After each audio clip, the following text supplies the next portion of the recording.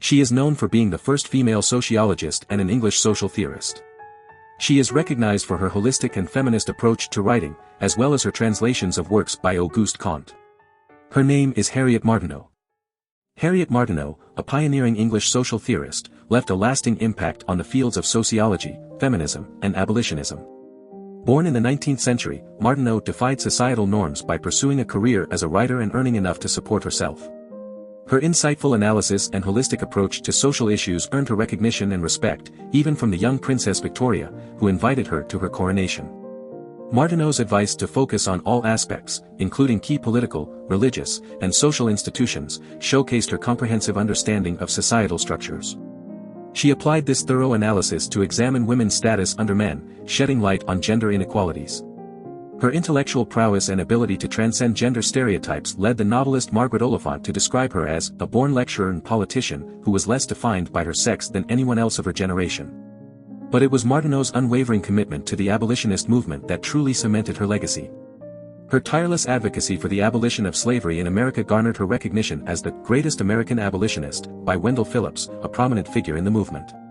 In honor of her invaluable contributions, a statue of Martineau was erected at the Old South Church in Boston, later gifted to Wellesley College, symbolizing her enduring relevance to American institutions of higher learning with Methodist foundations.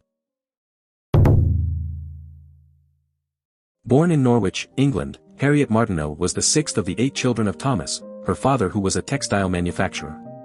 A highly respected Unitarian, he was deacon of the Octagon Chapel, Norwich from 1797. Harriet's mother, Elizabeth Rankin, was the daughter of a sugar refiner and grocer.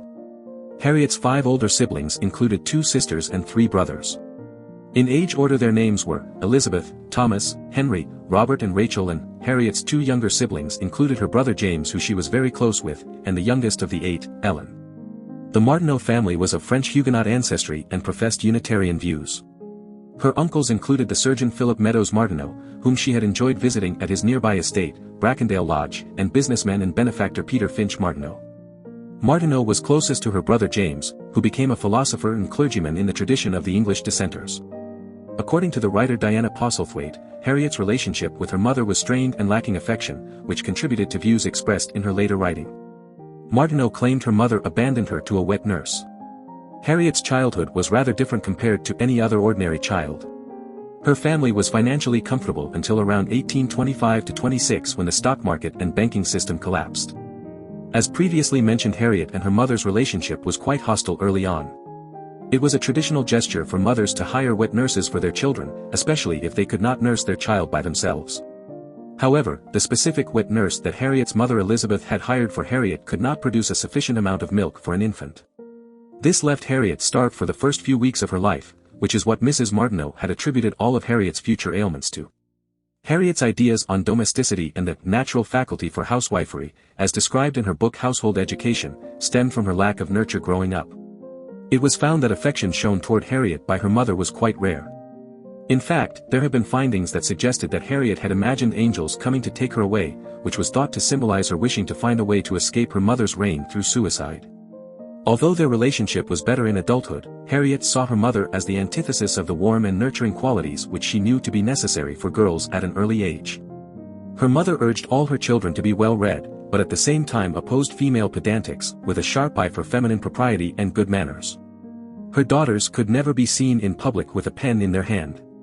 Despite this conservative approach to raising girls, Martineau was not the only academically successful daughter in the family. Her sister Rachel ran her own Unitarian academy with artist Hilary Bonham Carter as one of her students.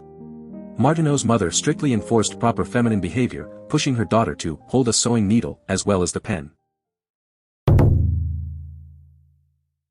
Harriet Martineau's journey of education began in the nurturing environment of her family home.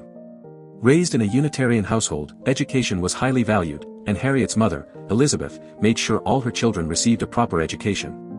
The Martineau children, both boys and girls, were taught at home, with Harriet being taught by her elder siblings. French was taught by her mother, as it was the language spoken by her father. Latin was taught by her father, Thomas, and math and writing by her brother, Thomas. However, being taught at home also meant enduring the occasional mockery from her siblings. At the age of 9, Harriet transitioned to a small school run by Mr. Perry. This school became a turning point in her education, as Mr. Perry provided a positive and non-judgmental learning environment. Harriet cherished this experience and credited Mr. Perry's school as the catalyst for her intellectual development and passion for education. Throughout her schooling, she developed a deep love for subjects such as Shakespeare, political economy, philosophy, and history. However, her mind was often plagued by insecurities about her hearing disability, poor handwriting, and the look of her hair. As Harriet's education progressed, she received an invitation to attend the all-girl boarding school run by her aunt and uncle Kentish in Bristol. Alongside the standardized courses, Harriet embarked on a lifelong journey of self-directed research. She delved into subjects such as Latin, Greek, Italian, and even developed a deeper interest in the Bible. It was during this time that her brother James, who had always been a close confidant, went off to college. Sensing her distress, James suggested that Harriet begin writing as a way to cope with their separation. Harriet Martineau, a prolific writer and philosopher, faced numerous challenges in her life that shaped her career and perspective. From a young age, she began losing her senses of taste and smell, and by 12 years old, she was already deaf and relied on an ear trumpet. Despite these obstacles, she refused to let her physical limitations define her. In her late 20s, she finally started using the ear trumpet, not out of necessity, but to avoid harassment from others. This determination to overcome adversity would become a recurring theme in her life.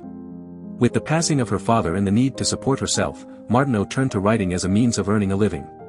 In 1821, she started anonymously writing for the Monthly Repository, a Unitarian periodical. Her early contributions focused on topics such as female writers of practical divinity, showcasing her intellectual prowess and passion for social issues. In 1823, she published devotional exercises and addresses, prayers and hymns, further establishing herself as a skilled writer.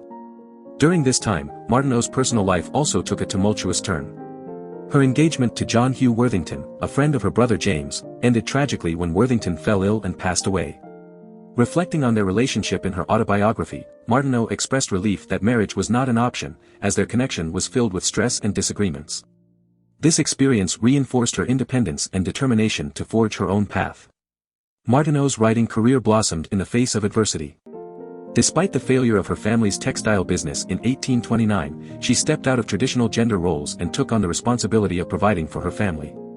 Alongside her needlework, she sold her articles to the Monthly Repository, earning recognition and 3 essay prizes from the Unitarian Association. Her success as a freelance writer solidified her reputation and allowed her to thrive in a male-dominated profession. In her autobiography, Martineau acknowledged the impact of her father's business failure, calling it one of the best things that ever happened to us. This financial setback forced her to truly live and not merely exist. It ignited her passion for merging economic narratives with her literary pursuits, highlighting the importance of financial independence and self-reliance in her philosophy. Martineau's breakthrough came with her first commissioned book, Illustrations of Political Economy. Published in 1832, the book aimed to make the ideas of Adam Smith accessible to the general public through fictional tutorials. Despite initial skepticism from the publisher, the book quickly gained popularity, outselling the works of renowned writer Charles Dickens.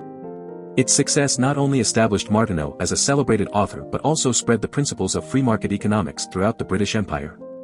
Martineau's writing continued to explore various political economists' ideas, including James Mill, Bentham, and Ricardo. Her work was influenced by Malthus, particularly his views on population growth surpassing the means of subsistence. However, Martineau also advocated for voluntary checks on population, such as delayed marriages and voluntary chastity, as seen in stories like Weal and Woe in Garvelock. Harriet Martineau's writing career exemplifies resilience, independence, and a determination to overcome adversity. Her ability to navigate personal challenges and channel them into thought-provoking narratives continues to inspire us today. By embracing her philosophy of self-reliance and perseverance, we can find strength in the face of life's obstacles and strive for success on our own terms. Do you want to explore more philosophers? Who do you want to see featured next? Subscribe and leave a comment below to let me know. I'll see you in the next video.